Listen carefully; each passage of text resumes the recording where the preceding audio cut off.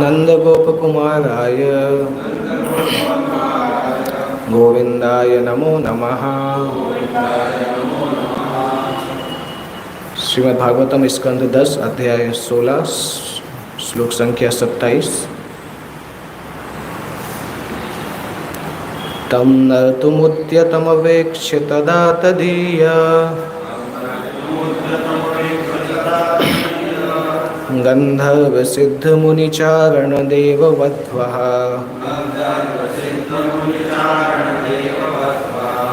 प्रीत्या मृदंगपणवानकवाद्यगीत पुष्पोपहारनुतिभिः सहसोपसेदुः।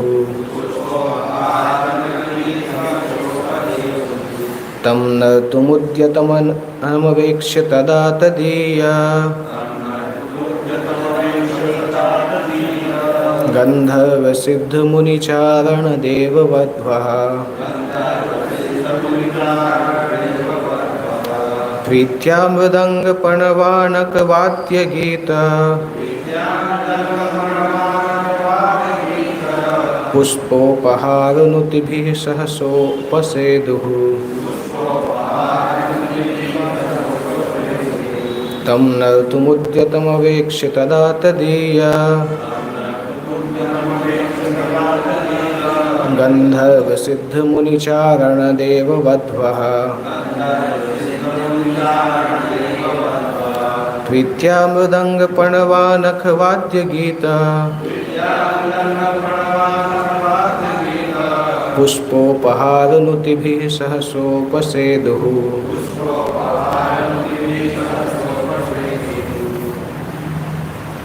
तमुद्यतमवेक्ष्य तदा तदीया तमुद्यतमवेक्ष्य तदा तदीया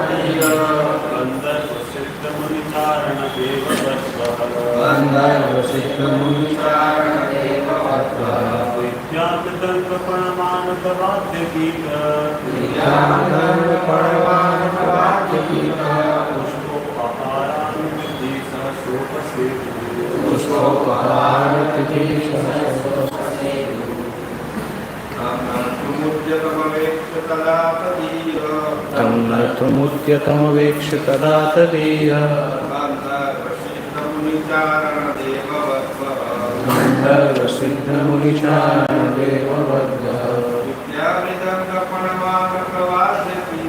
प्रीत्या मृदंगपणवानकवाद्यगीत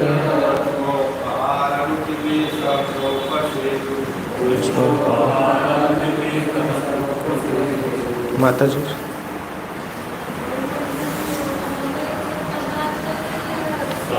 तमुद्यतमवेक्ष्य तदा तदीया गंधर्वसिद्धमुनिचारणदेववध्वः प्रीत्या मृदंगपणवानकवाद्यगीत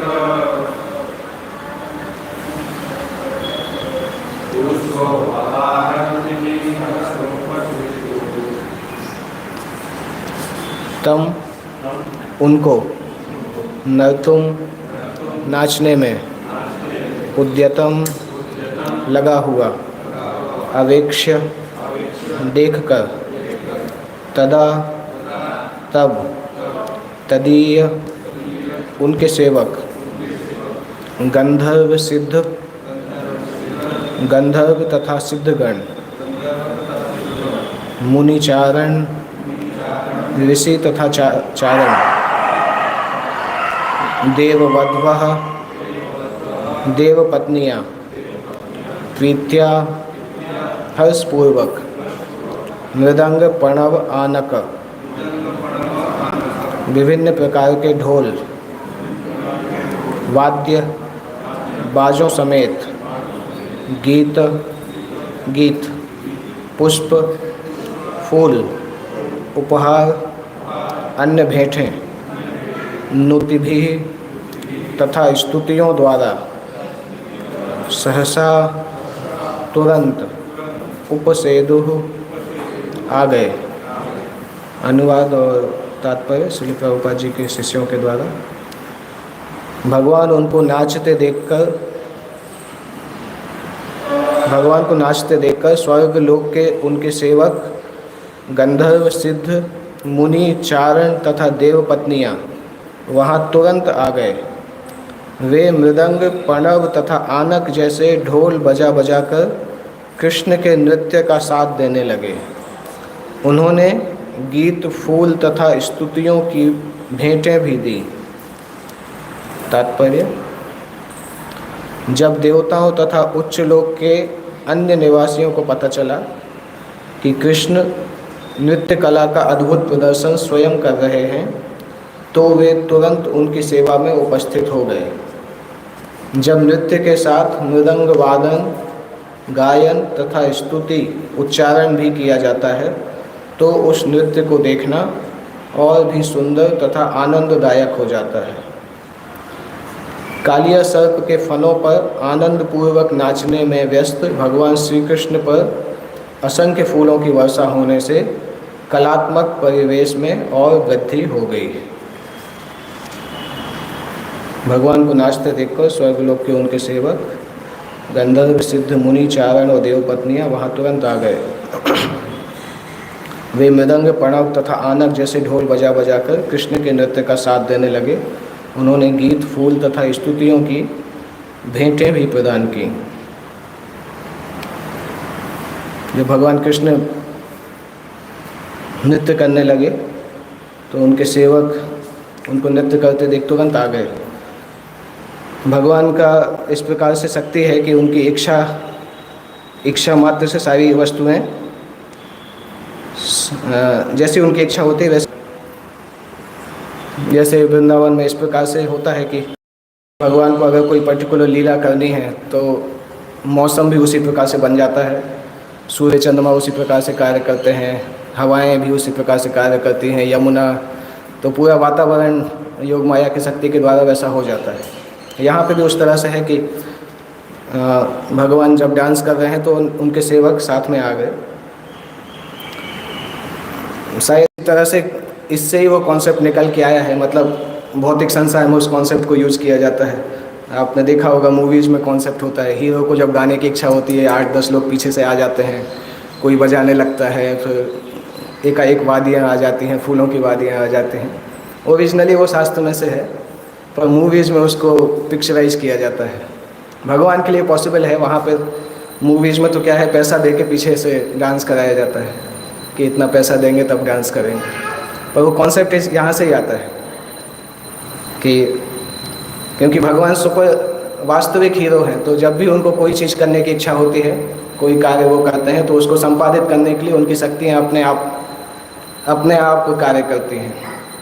और भगवान की शक्तियाँ इतनी ज़्यादा ऑटोमेटिक हैं, इतना स्वतः कार्य होता है कि कई बार लोगों को इस संसार में भी हम देखते हैं कि भगवान की शक्तियाँ इतने स्वतः कार्य करती हैं कि लोगों को ये कन्फ्यूजन हो जाता है कि भगवान है भी कि नहीं। एक बार एक व्यक्ति पूछ भी रहा था कि भगवान दिखते तो है नहीं, सब काम तो अपने आप चल रहा है, तो इससे समझ में आता है कि भगवान नहीं है। मैंने बोला इसी से समझ में आता है कि भगवान है, क्योंकि वो इतने शक्तिशाली हैं कि उनकी शक्तियों के लिए उनको आके बोलना नहीं पड़ता है कि अभी ये काम करो, ये काम करो। जैसे हम कभी कंस्ट्रक्शन कुछ करते हैं तो एक एक लेबर के पास जाके बोलना पड़ता है और साथ में खड़ा भी रहना पड़ता है, क्योंकि हम गायब हो जाते हैं तो वो भी सो जाते हैं, कभी चाय पीने चले जाते हैं, और जब खड़े रहते हैं तभी वो लोग काम करते हैं।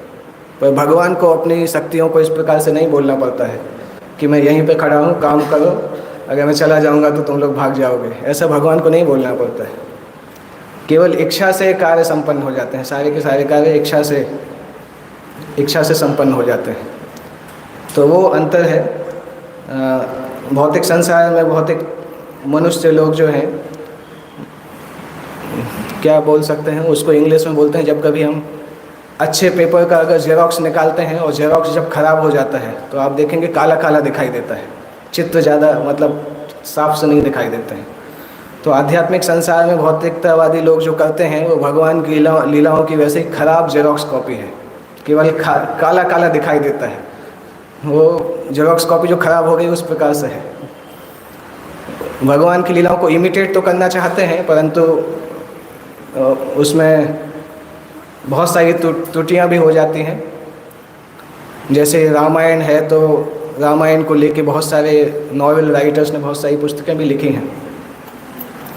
एक कॉमिक्स आती थी बचपन में, राज कॉमिक्स पढ़ते थे, नागराज की कॉमिक्स, तो उस कॉमिक्स में भी रामायण की तर्ज में नागायण बनाई गई थी। पूरा स्टोरी रामायण से लिया गया था। और ऐसे कई होंगे, मूवीज़ तो कई बनती रहती हैं इस प्रकार से उस थीम को लेके।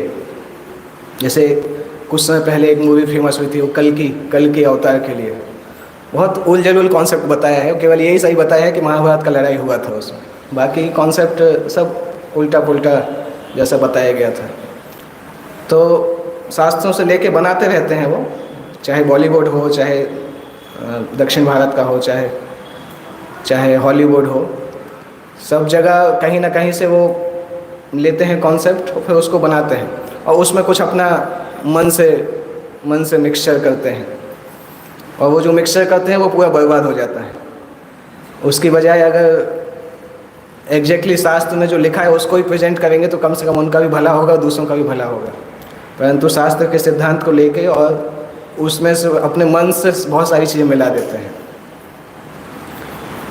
तो भौतिक संसार में यही चलता है नॉर्मली कि लोग भगवान के जैसा बनना चाहते हैं, भगवान की जैसी लीलाएं भी करना चाहते हैं, परंतु जब करने जाते हैं तो रिसोर्सेज भी उतने नहीं होते हैं, शक्ति भी उतनी नहीं होती है।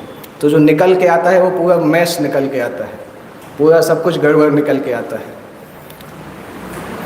करने जाते हैं भगवान का इमिटेशन, परंतु इमिटेशन खराब हो जाता है। ये भौतिक संसार का लक्षण है।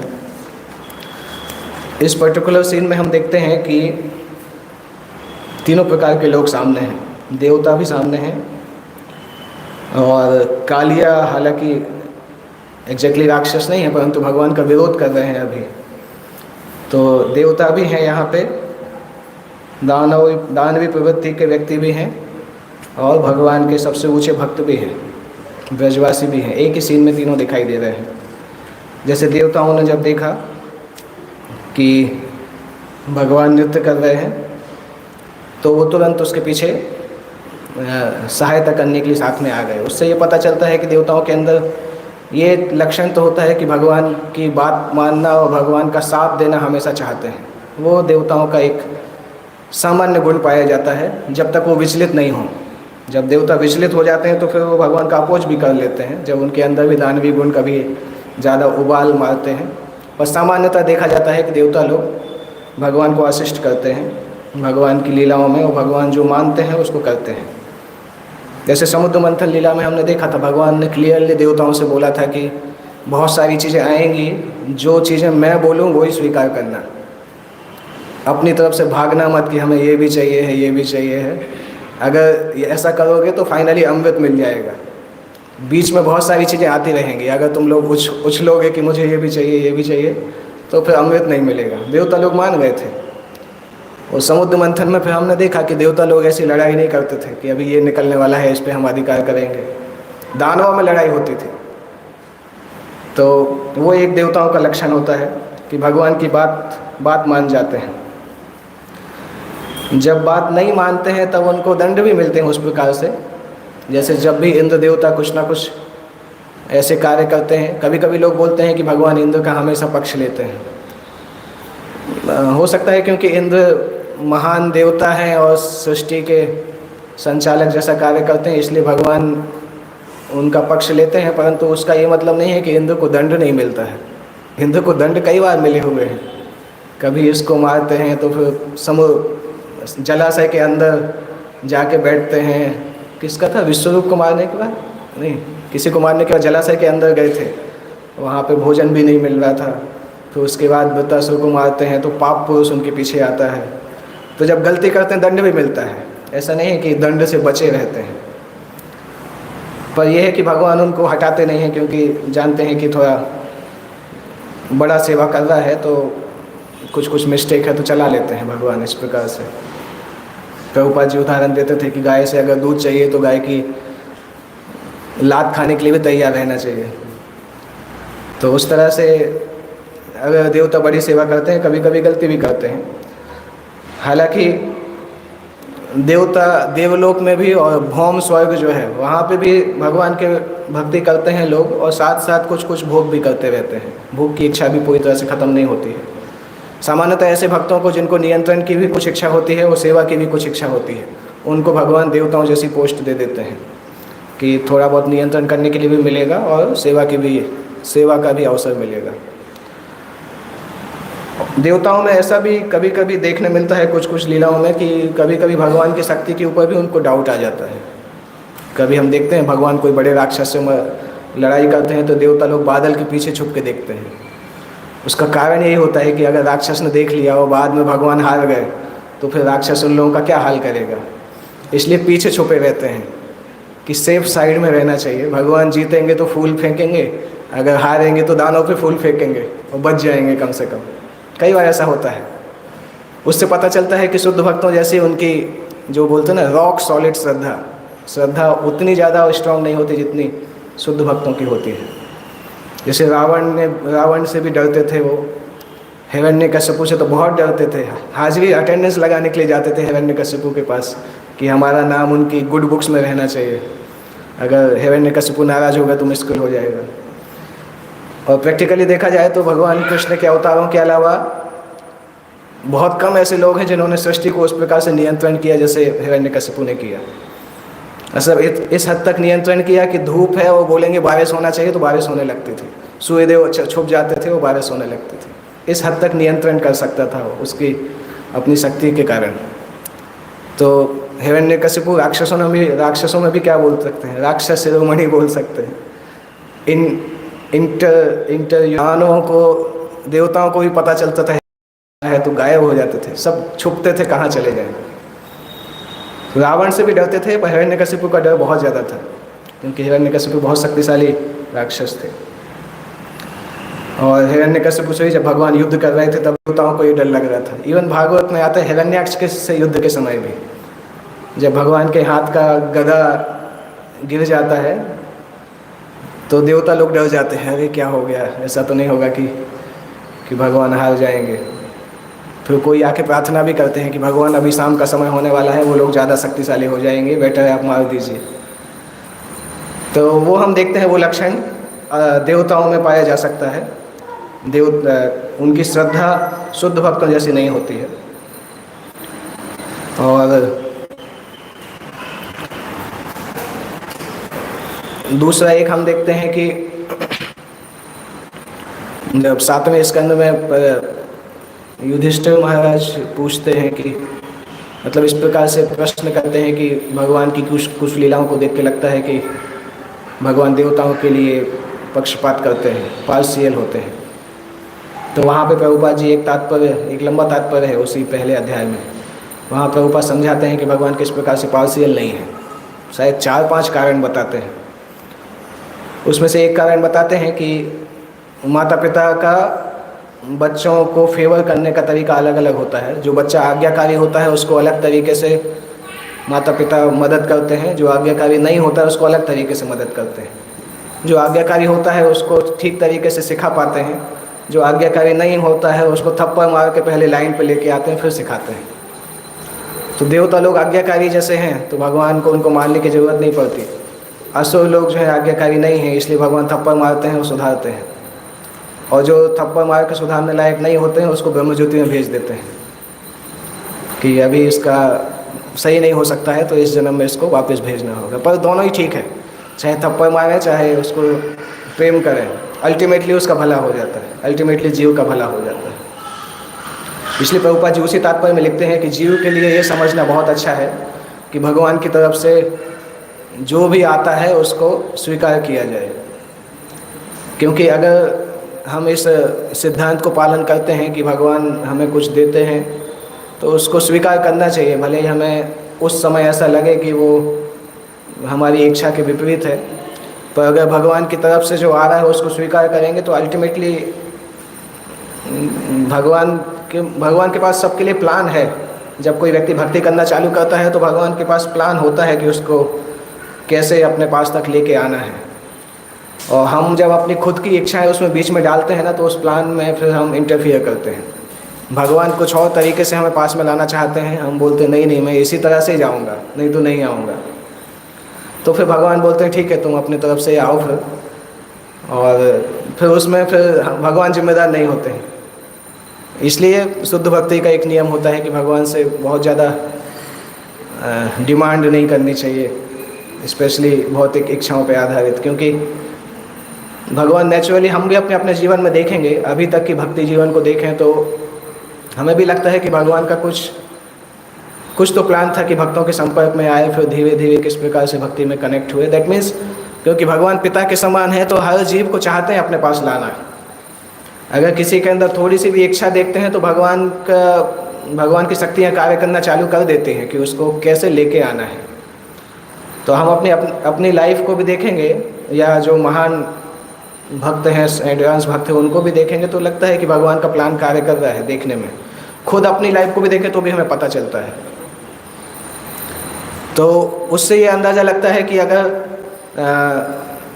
भक्ति करते समय भी कभी कभी कठिनाइयाँ होती हैं तो उसको इस तरह से स्वीकार करना चाहिए कि भगवान कुछ तो सिखाना चाहते हैं, और अगर हम इसको स्वीकार करेंगे, आगे बढ़ते रहेंगे तो कुछ होगा, जो भी भगवान का प्लान होगा। और उस तरह से जब होता है तो फिर शरणागति का सिद्धांत पालन होता है कि भगवान पे निर्भरता आती है कि भगवान क्या चाहते हैं।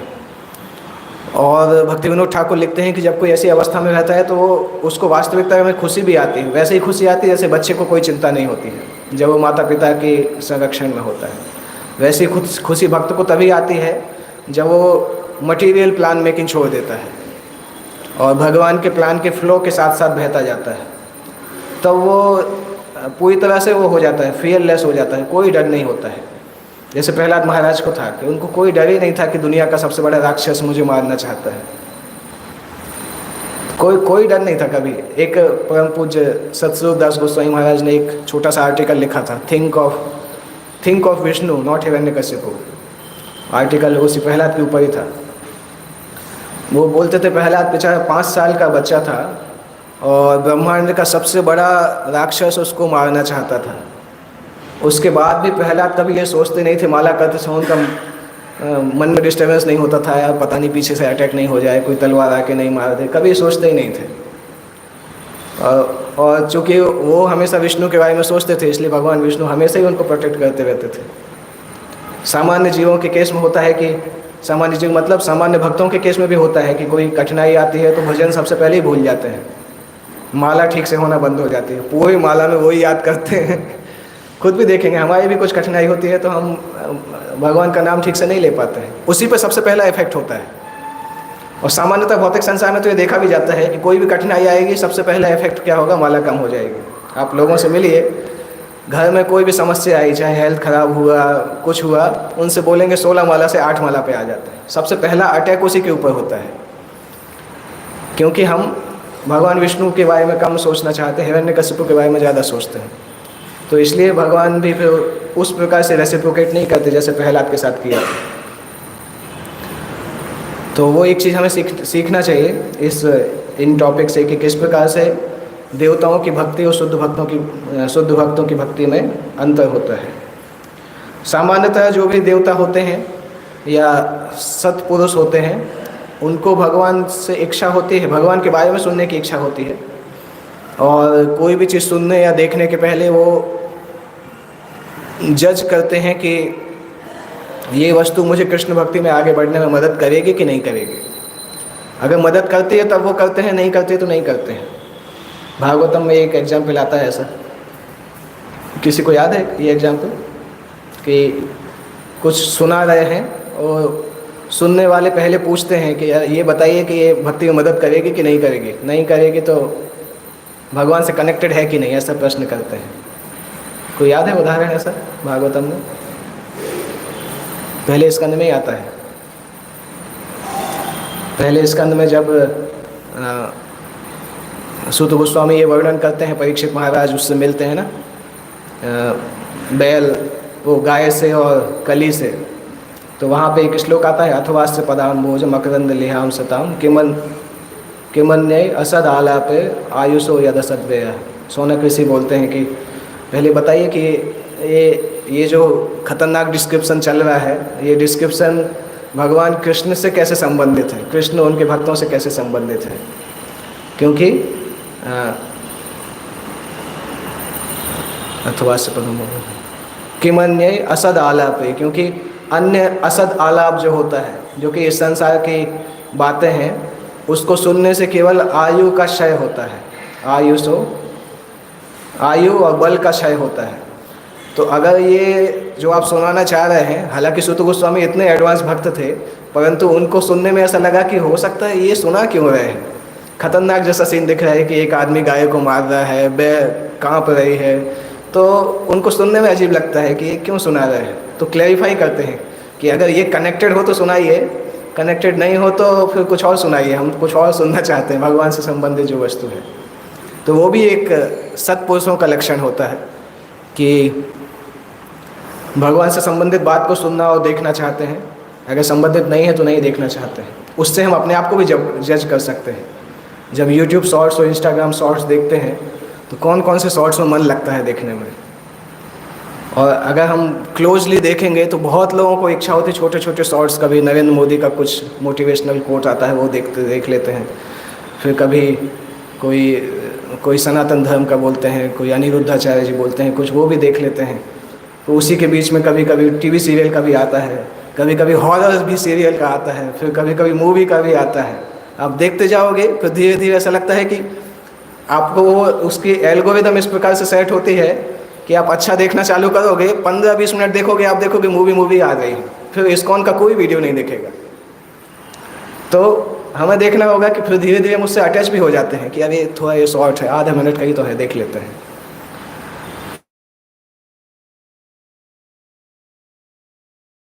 कृष्ण से संबंधित जो चीज़ें नहीं होती उसको देखने में भी मज़ा आने लगता है। लक्षण है, सत्पुरुष का लक्षण होता है कि अगर वो चेक करता है कि वस्तु कृष्ण से संबंधित नहीं है तो फिर उसमें टाइम नहीं देता है, क्योंकि उसमें टाइम देने से आयु और बल दोनों क्षीण होते हैं। तो वो एक लक्षण है। और दूसरा पक्ष यहाँ पे है दानव का पक्ष, कालिया जो नाग हैं, हालांकि नाग है पर इस समय भगवान को अपोज कर रहे हैं, इसलिए वो असुर प्रवृत्ति जैसा उनका काउंट होता है। और भगवान जब देखते हैं कि इसके इसी अध्याय में पहले शुरू में आया था कि भगवान को जब पता चलता है कि यमुना के पास की तालाब में कालिया आ चुके हैं, और जब इवेंचुअली ऐसा होता है कि कालिया भगवान के भक्तों को परेशान करते हैं, हालांकि यमुना भी भगवान की भक्त है, और जब भगवान अपने मित्रों के साथ जाते हैं और उनके साथ इस प्रकार से होता है, तब फिर भगवान समझते हैं कि कालिया को यहाँ पे ये जगह कालिया के रहने के लिए ठीक नहीं है। उसके बाद भगवान ये एक्शन लेते हैं। और इस सेक्शन में हम देख रहे हैं कि भगवान कालिया के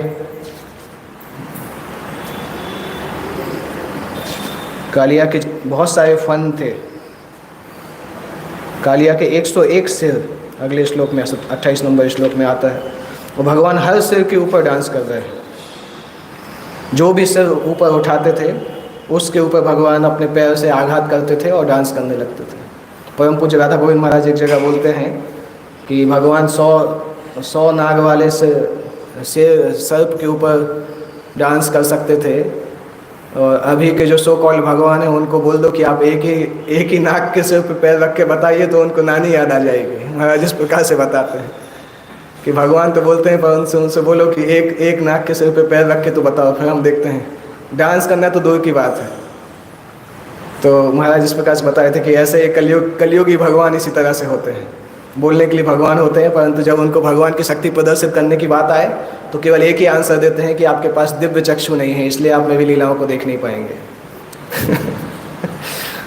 और महाराज बताते हैं कि उनको ऐसा आंसर देना चाहिए कि अर्जुन को दिव्य चक्षु तो कृष्ण ने ही प्रदान किए थे, ठीक है, हम नहीं देख सकते, परंतु कृष्ण ने दिव्य चक्षु दिए थे, तो अगर आप भगवान हैं तो हमें दिव्य चक्षु दीजिए, फिर हम आपकी लीलाओं को देखेंगे। तो महाराज बताते हैं इस प्रकार से कलयुगी भगवान होते हैं, केवल नाम के लिए भगवान रहते हैं। जब उनको बोला जाए कि आप भगवान के जैसे कार्य करके बताओ तो सब लाइन पे आ जाते हैं। प्रभुपाद जी का फेमस, कई बार प्रभुपाद जी बोलते थे कि व्यक्ति अपना खुद के वेगों को ही नियंत्रित नहीं कर पाता है, टॉयलेट को भी नियंत्रित नहीं कर पाता है, तो अपने आप को भगवान बोलते हैं। तो और तीसरा पक्ष है यहाँ पर जो है ब्रजवासियों का पक्ष है, जो कि यमुना के तट पे खड़े होकर इस लीला को देख रहे हैं। और जब भगवान कालिया की गिरफ्त में आ गए थे, कुछ समय के लिए कालिया ने जब उनको अपने फन के अंदर बांध के रखा था, तो उस दृश्य को ब्रजवासी लोग सहन नहीं कर पाते हैं, जो ब्रज के वासी हैं वो सहन नहीं कर पाते हैं, क्योंकि देवता भगवान की महत्ता को जानते हैं, राक्षस नहीं जानते हैं अज्ञानता के कारण, पर उनसे डिफीट होने के बाद स्वीकार करते हैं। और ब्रजवासी का इक्वेशन ही अलग होता है, वो जानते भी हैं नहीं भी जानते हैं, मतलब योग माया के प्रभाव में होने के कारण, लीला के कारण वो नहीं स्वीकार कर पाते हैं। परंतु ब्रजवासियों के द्वारा भगवान की महत्ता को नहीं जानना और कालिया के द्वारा भगवान की महत्ता को नहीं जानना, दोनों में बहुत अंतर है। ब्रजवासी को भगवान प्रेम के कारण उस चीज़ को भुला देते हैं, और बद्ध जीव अज्ञान के कारण भूले होते हैं। तो एक जो भूलते हैं वो प्रेम के कारण योग माया के द्वारा, एक जो होते हैं अज्ञानता के कारण, दोनों में बहुत अंतर है। तो ब्रजवासी का अलग ही इक्वेशन है। पूरे भौतिक आध्यात्मिक संसार में केवल ब्रज के जो भक्त हैं उनको ये अधिकार प्राप्त है कि भगवान को पूरी तरह से भूल के भी भगवान के साथ लीलाएं कर सकते हैं, बाकी कोई भगवान को भूल नहीं पाता है। कुंती देवी जैसी उच्च भक्त जो हैं, जब वो भगवान की वृंदावन की लीला का याद करते हैं तब भी उनको याद रहता है कि यशोदा और उनकी पोजीशन में कितना अंतर है। कुंती देवी समझती हैं कि यशोदा जिस प्रकार से कृष्ण को एड्रेस कर सकते हैं उस प्रकार से मैं नहीं कर सकती। प्रभुपाद जी उसके तात्पर्य में लिखते भी हैं कुंती महारानी की शिक्षाओं में। और दामोदर अष्टकम में हम देखते हैं सत्यव्रत मुनि जब पहला श्लोक प्रारंभ करते हैं तो उस समय दामोदर लीला ही बताने वाले हैं, जो कि गोलोक वृंदावन की लीला है, परंतु पहली लाइन में वो लिखते हैं नमामि ईश्वरं सच्चिदानंद रूपम, कि मैं ऐसे ईश्वर को नमन करता हूँ जो कि सच्चिदानंद रूप है और संसार के स्वामी हैं। उसके बाद वो बताते हैं कि वो स्वामी गोकुल में घूम रहे हैं। तो वृंदावन के रस के बाहर के जो भक्त हैं, भगवान के शुद्ध भक्त भी, वो भी अपनी लिमिटेशन समझ के भगवान को ग्लोरीफाई करते हैं। पहले भगवान की महत्ता को बताते हैं, उसके बाद भगवान को ग्लोरीफाई करते हैं। ये स्तर है कुंती देवी, सत्यव्रत मुनि जैसे, जो कि भगवान के शुद्ध भक्त हैं परंतु ब्रज के भक्तों से अलग हैं। तो उनको पता होता है कि हमारा भगवान का ग्लोरिफिकेशन कैसे करना है। हम भगवान को लाला बेटा ये सब नहीं बोल सकते हैं। भौतिक संसार में आप देखो, बोलते हैं कृष्ण तो मेरा लाला है, मैं तो उसको ये करता हूँ, इस प्रकार से बताते हैं जैसे हम सत्यव्रत मुनि से भी बड़े भक्त हैं। वो अपराध जैसा लगता है। तो भगवान को प्रशंसा करते समय हमें अपना वो पता होना चाहिए कि हम किस स्थिति में हैं, उस स्थिति के आधार पर हम भगवान को प्रशंसा कर सकते हैं। सामान्यतः आप देखोगे भगवान कृष्ण के जो सामान्यतः लोग भगवान कृष्ण की पूजा करते हैं ना, उनसे आप कभी बात करो तो बहुत अलग तरीके से बात करते हैं। वो बोलते हैं कृष्ण तो हमारा ही घर का ही मेंबर है, वो तो हमारा बेटा है, हमारा ही लाला है, उसको तो हम कभी भी कुछ भी खिला देते हैं। एक बार एक माता जी से मैं पूछ रहा था तो बोलते हैं कि हम तो प्याज लहसुन भी खाते हैं, भगवान को भी खिला देते हैं, हमारा ही बेटा है तो खाएगा, क्या समस्या है। तो मतलब वो इस प्रकार के झूठे भाव में ऐसे डूब जाते हैं कि पता ही नहीं चलता है भक्ति कर रहे हैं कि पाप कर रहे हैं। कृष्ण को रखते भी हैं घर में, उनकी सेवा इस प्रकार से करते हैं कि अपराध भी करते जाते हैं और कृष्ण को अपना बेटा भी मानते हैं। और उनका बेटा आएगा बोलेगा कृष्ण तो मेरे बड़े भाई हैं। हमें ही सुन के आश्चर्य लगता है कि यार कैसी फैमिली है, शायद गोलोक वृंदावन की फैमिली है शायद, परंतु उनकी क्रियाएँ वैसी नहीं लगती हैं। तो इससे पता चलता है कि भगवान को हम प्रशंसा भी कर रहे हैं तो भी हमें अपनी लिमिट तो पता होनी चाहिए कि कहाँ तक हम जा सकते हैं। किसके आगे हमें नहीं जाना है। इवन वैकुंठ वासियों को भी पता होता है उनकी लिमिट, द्वारका वासियों को भी पता होता है कि ब्रजवासी जो है उनका स्तर बहुत अलग है। उस स्तर पे हम भगवान को प्रशंसा नहीं कर सकते हैं। जब भगवान उस स्तर पे लेके आएंगे ज़िंदगी में कभी, तब हम पॉसिबल होगा। तो ये जो भक्ति का जो भाव होता है, अगर वो भाव ठीक तरीके से सिद्धांत पे आधारित नहीं है तो भक्तों को कुछ हद तक नुकसान भी कर सकता है। हालांकि भगवान देखते हैं कि कोई मेरे पास किस प्रकार से आया, तो पुण्यशाली लोग तो हैं वो, परंतु शुद्ध भक्ति के रास्ते में व्यवधान आ जाता है, क्योंकि वो शुद्ध भक्ति उस सिद्धांत के आधार पर नहीं कर पा रहे हैं, साधना भक्ति को छोड़ के ऊपर भागने का प्रयास कर रहे हैं, इसलिए उस तरह से शुद्धता नहीं आ पाता है। अब भगवान उनको किस प्रकार से आगे गाइड करेंगे वो भगवान के हाथ में है, भगवान उस जीव के हाथ में है कि भगवान उसको कैसे आगे जाके हैंडल करने वाले हैं। परंतु शास्त्र के सिद्धांत के बिना अगर कृष्ण भक्ति करते हैं तो व्यक्ति भावुकता जैसा हो जाता है, भावुकता में भक्ति करता है, उसको ही लगता है कि वो सबसे एडवांस भक्त है।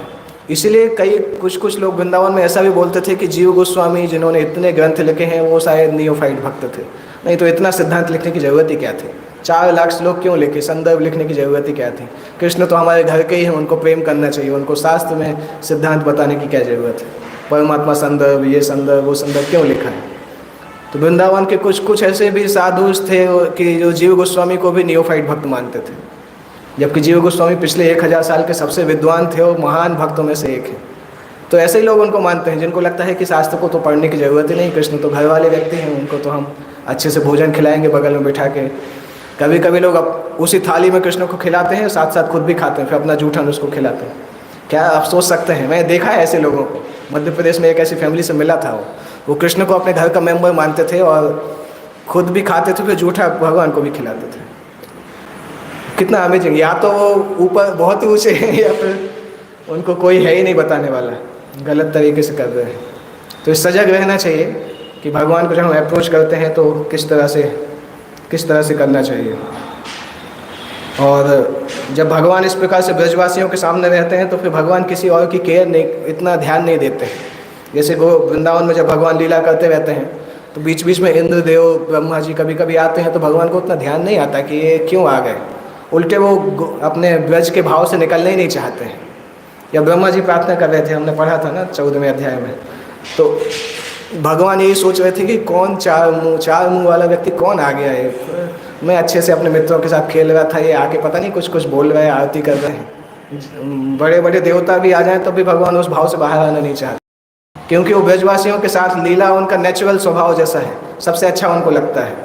तो वहाँ पे बीच में कोई जाके डिस्टर्ब करता है तो भगवान उतना अप्रिसिएट नहीं करते हैं, बोलते हैं जल्दी आप जाइए, जब ऑफिस में आऊँगा तब मिलिएगा, यहाँ पे डिस्टर्ब मत करिए। जैसे आप किसी अधिकारी के घर पे चले जाओ, वो बोलता है यहाँ पे क्यों आ गए, अभी 10 बजे ऑफिस में आऊँगा तो वहाँ आके मिलेगा, यहाँ मत आया करिए।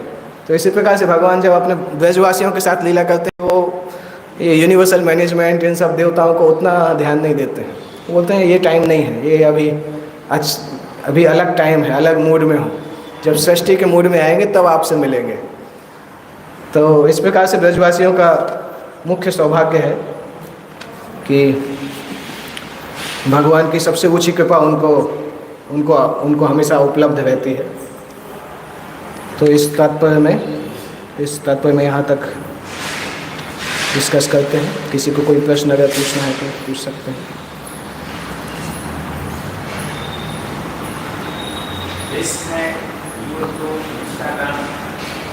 हाँ, रिस्क है। लेकिन अगर जो कमजोर है उसको स्मार्टफोन दिया गया, उसमें यूट्यूब इंस्टाग्राम है और रिचार्ज कराया तो लिमिटेड उसका होता है, लेकिन सौभाग्य से वाईफाई लिमिटेड है, क्या करें? उसका एक ही सॉल्यूशन है, या तो उसको फ़ोन छोड़ना चाहिए या पेरेंटल कंट्रोल होना चाहिए।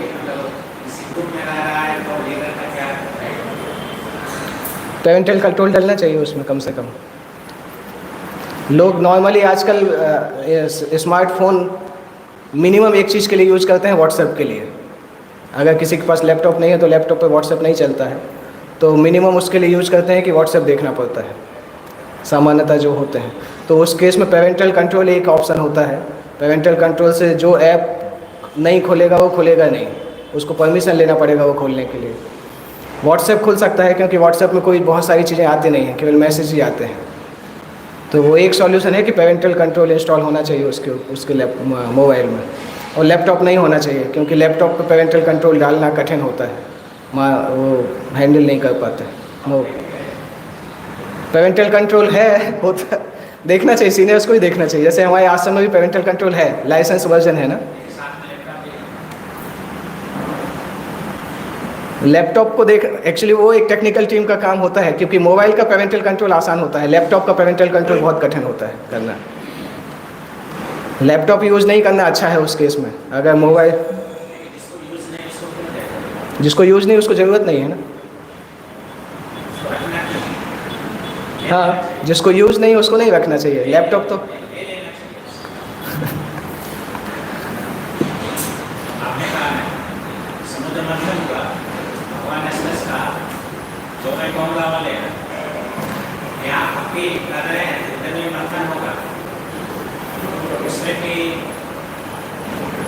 नहीं, उसमें एक चीज़ है कि वो तब हो सकता है जब पूर्ण अधिकार हो। जैसे अगर हमने लैपटॉप ले लिया और वो हमारे सीनियर के पास जाके लैपटॉप की परमिशन ले लिया तो फिर बेबस हो जाते हैं। ऐसा होता भी है, हमने लिया और फिर सीनियर से वो आदेश आ गया कि नहीं ज़रूरत नहीं, उसको दो, काम के लिए ज़रूरत है, तो फिर देना पड़ता है। ऐसा हिस्ट्री में हुआ भी है कि अगर पूर्ण अधिकार हो कि नहीं हमने बोला है मतलब नहीं होगा, तो फिर नहीं होता है। क्योंकि एक लिमिट आती ना, हर अथॉरिटी का एक लिमिट होता है। अगर उसके ऊपर कोई चला जाता है तो फिर उसके हाथ से चीज़ चली जाती है। या तो फिर ऊपर वाले व्यक्ति को भी समझाओ कि नहीं इतना डेंजरस है, जब तक वो नहीं मानेगा तब तक नहीं होगा, क्योंकि ऐसा हो भी चुका है।